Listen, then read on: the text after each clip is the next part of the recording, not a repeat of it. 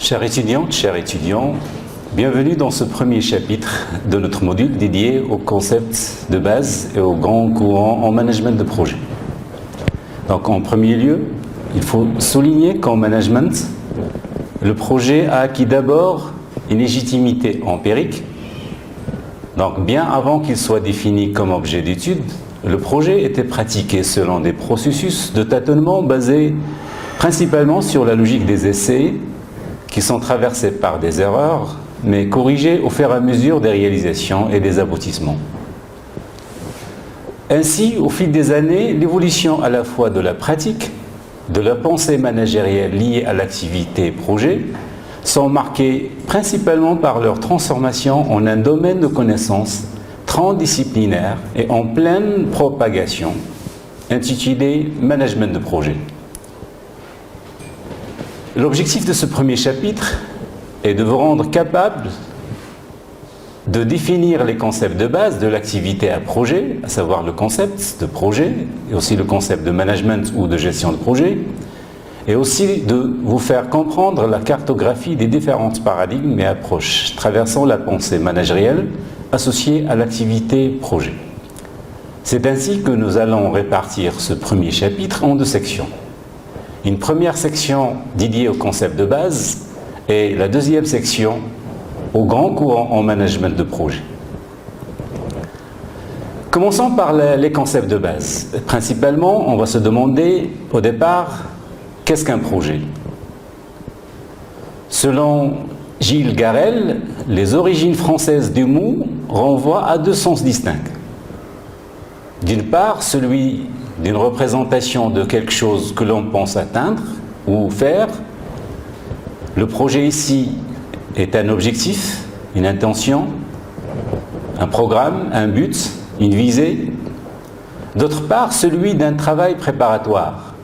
Le projet est alors l'esquisse, l'ébauche, le premier état, un draft, un brouillon. Par exemple, lorsqu'on parle de projet de loi de finances, c'est l'ébauche, c'est le premier draft, mais une fois il est validé par le Parlement, on parle de loi de finances, pas d'un projet. De point de vue étymologique, le terme projet vient de l'usage régulier des vieux français project, transformé avec le temps, dans certains textes, en mot purger, ou encore purgect, qui est dérivé du mot latin projectum, qui vient du verbe progescere, qui signifie jeter quelque chose vers l'avant. Ainsi, au XVe siècle, on parle de façade ou d'un balcon de façade d'une maison, de ce qu'on appelle le purger. En management, généralement, lorsqu'on parle de mot projet, il n'existe pas cependant une définition unanimement acceptée.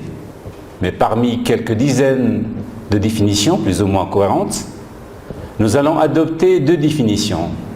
La première d'origine académique et la deuxième institutionnelle. Commençons par la définition proposée par l'Institut de Management de Projet. C'est une association américaine, ce qu'on appelle Project Management Institute. Ça, c'est une association internationale qui travaille sur la diffusion des standards en management de projet. Il définit le projet comme étant une entreprise temporaire décidée dans le but de créer un produit, un service ou un résultat unique.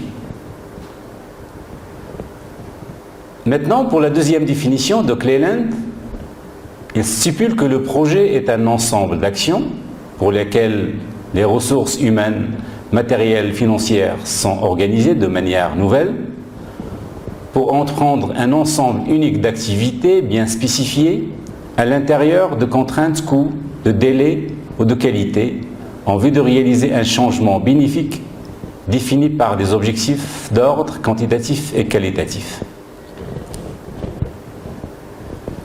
Mais plutôt que de s'arrêter sur une définition lapidaire, je propose de définir le projet d'une façon différentes. Premièrement, on va essayer de mettre en exergue les caractéristiques de l'activité projet et deuxièmement, on va déterminer la différence entre l'activité projet et l'activité opération.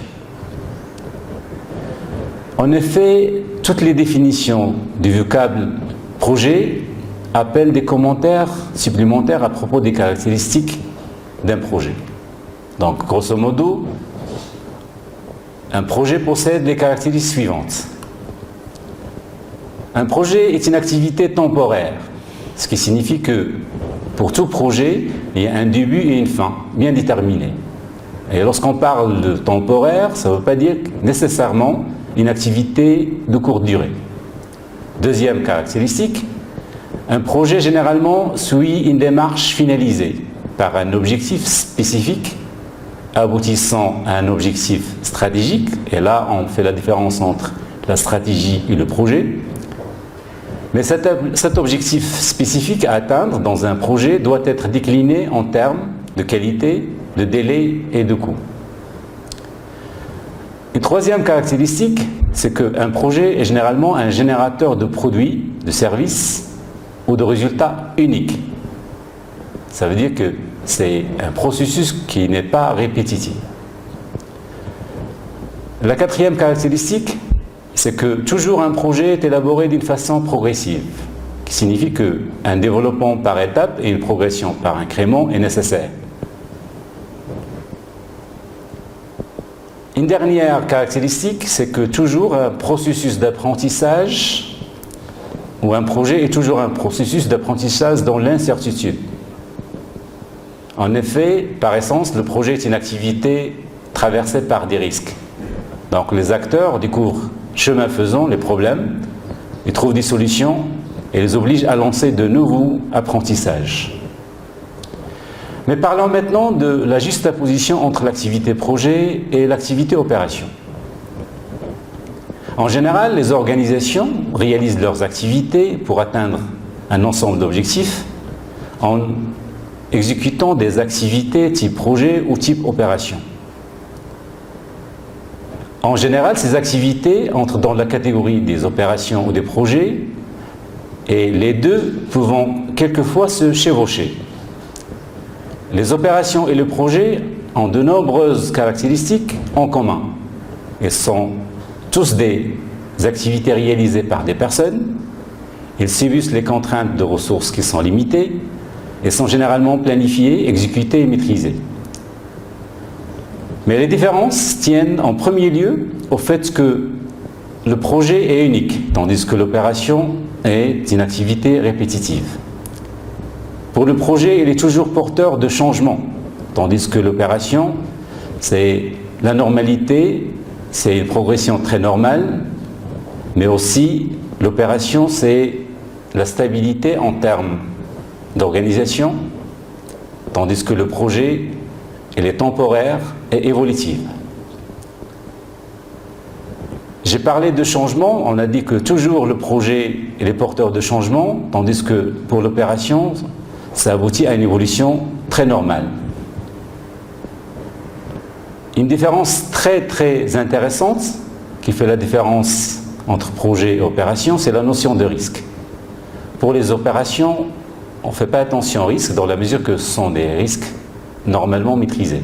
Mais pour un projet, il faut faire un effort pour mieux maîtriser les risques et de préparer des actions face à ces risques. Et la dernière différence, on a dit les projets et les opérations, ils mobilisent des ressources, mais à une différence que dans le projet, les ressources et les décisions en termes d'engagement des ressources sont difficilement réversibles, voire irréversibles. Maintenant, on va passer au deuxième concept, qui concerne la définition du management du projet. Par nature, le management de projet diffère des autres aspects de la gestion et un manager, elle est souvent accaparé par des problèmes opérationnels comme par exemple le maintien de l'efficience de la production, le management de la force de vente, le contrôle de la performance financière ou l'accroissement de la qualité d'un service. Ces activités de pilotage opérationnel qui absorbent essentiellement plus de temps pour les managers sont indispensables au déploiement effectif d'un projet. Mais malheureusement, ce n'est pas ça le management de projet. Qu'est-ce que donc le management de projet? Il est utile de signaler au départ que dans ce module, nous allons adhérer à la logique anglo-saxonne en confondant les notions de gestion et de management de projet. Cependant, il est force de constater que dans la littérature française, la notion de management de projet est considérée comme plus large que celle de gestion de projet. Selon la norme X50115 de l'AFNOR, la gestion de projet renvoie aux fonctions instrumentales du pilotage d'un projet, en termes de réalisation des objectifs de coût, de délai et de risque. Quant au management de projet, il combine la gestion de projet dans sa fonction boîte à outils et une deuxième fonction appelée direction de projet, qui se charge de définir les objectifs en termes de qualité, de délai et de coût, les actions à caractère politique, les aspects financiers de l'organisation du projet. Mais en adhérant à la logique anglo-saxonne, nous pouvons retenir deux définitions. La première de l'association américaine PMI, qui définit le management de projet par l'application de connaissances, de compétences, d'outils et de techniques aux activités du projet afin d'en respecter les exigences. Ainsi, le chef de projet est la personne responsable de l'atteinte des objectifs d'un projet. Dans la seconde définition, celle de Cleland, qui définit le management de projet comme l'art de diriger ou de coordonner des ressources humaines et matérielles tout au long de la vie d'un projet, en utilisant des techniques de gestion modernes pour atteindre des objectifs prédéfinis d'envergure, de coût, de temps, de qualité et de satisfaction des participants. Donc à travers ces deux définitions, et puisqu'on a fait la distinction entre le projet et l'opération, ça veut dire qu'on est d'accord de reconnaître la coexistence de deux principes différents en termes de coordination des activités, entre ce qui est permanent et ce qui est temporaire, entre la réalisation de ce qui est déjà défini et la définition de ce qui doit être réalisé. On peut cependant noter 4 caractéristiques récurrentes aux différentes définitions données dans la littérature liée au management de projet. La première caractéristique de la gestion de projet repose sur l'opposition de la gestion de projet à la gestion des activités type opération. La deuxième concerne le recours à une équipe pluridisciplinaire faisant appel à différentes corps de métier. La troisième, il réside dans une gestion par phase qui commence par des études préliminaires, donc une phase préparatoire qui comporte la conception, la définition, la construction et la mise en déploiement. Enfin, une quatrième caractéristique est que la gestion de projet utilise des outils qui visent à réussir le projet en réalisant une combinaison optimale entre les 3 objectifs, ce qu'on appelle le triangle magique de coût, de qualité et de délai. Mais cette combinaison qui doit être négociée, acceptée par les différentes parties prenantes. Donc à la fin de cette première section, donc je vous remercie chères étudiantes, chers étudiants, en vous donnant rendez-vous à la deuxième section.